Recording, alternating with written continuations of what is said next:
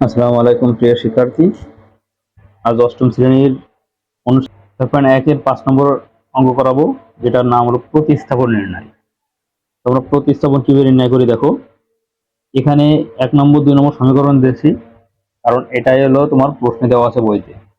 ঠিক আছে, এটাকে 1 নম্বর, আমরা এটাকে 2 নম্বর বলবো। এখন আমরা 1 নম্বর থেকে অথবা 2 নম্বর থেকে 3 নম্বর বের করব, সেটা এক্স আকারে অথবা ওয়াই আকারে। হ্যাঁ, যে কোনো একভাবে। তো দেখো কিভাবে করি। আমরা কোনটা থেকে করবো? আমরা ছোটটা থেকে করি, 1 নম্বর থেকে করি। যে কোনো একটা থেকে করলেই হবে। 1 নম্বর হতে পাই।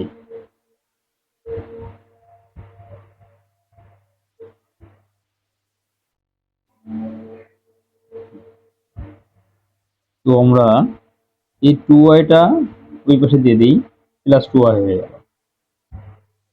আমরা x কে রেখে দিলাম।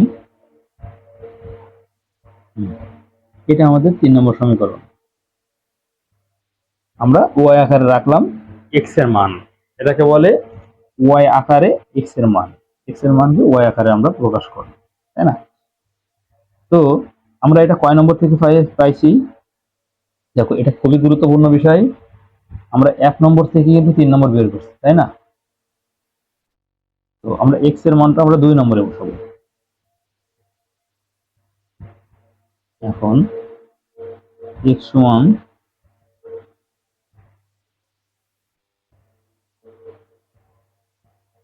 2 নম্বরে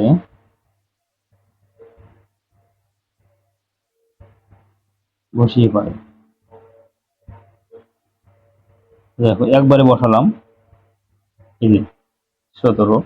এখানে x এর জায়গায় আমরা কি লিখবো? এখানে একটা গুণ। এখানে -7y ছিল, 13 ছিল। ওকে। তো এখানে নিচে উপরে কাটা যায়, যেহেতু আমার কাটাকাটি যাচ্ছে না, এটা উপরে গুণ করব। 34y/3। আর এখানে এটা থাকলো। তো এটা আমরা এখন লসাগু করব। এর নিচে কিছু নেই, মানে 3 আছে, 3। তো 3 আর 3 মিলে গেলে উপরটায় বসে যায়। যদি লসাগু কেউ না বোঝো, অবশ্যই আমার ক্লাস দেখবে। হ্যাঁ, পূর্বে ক্লাস দেওয়া আছে লসাগু, ওইগুলো সুন্দর করে ব্যাখ্যা দেওয়া আছে। আমরা লসাগুকে হর দিয়ে ভাগ করব, যা পাবো সেটা লবের সাথে গুণ করবো, এটা হলো তোমার নিয়ম। তো লসাগু মানে যেহেতু 3, হরও 3, এই 3 কে 3 দিয়ে ভাগ করলে 1 পাওয়া যায়। এই 1 34 সাথে গুণ করলে 34 হয়, এই জন্য বললাম মিলে গেলে উপরেটা।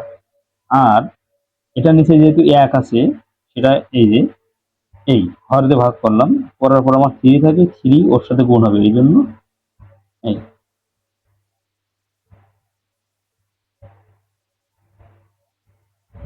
তো এবার এই 3টা এই পাশে ভাগ আছে, ও পাশে কি হবে?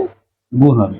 আর এখানে তোমার অলরেডি বিয়োগ করে দিয়েছি। দেখো 3 × 39, y সমান 39/13, অতএব y সমান 3। এই যে আমাদের y এর মান বের হয়ে গেল। এখন এই যে y এর মানটা বের হলো, এটা আমরা কয় নম্বরে বসাবো? 1 নম্বর, 2 নম্বর না 3 নম্বর? এটা আমরা 3 নম্বরে বসাবো, কারণ আমরা 1 নম্বর 2 নম্বর থেকে কাজ করেছি অলরেডি। তো y এর মান 3 নম্বরে বসিয়ে পাই।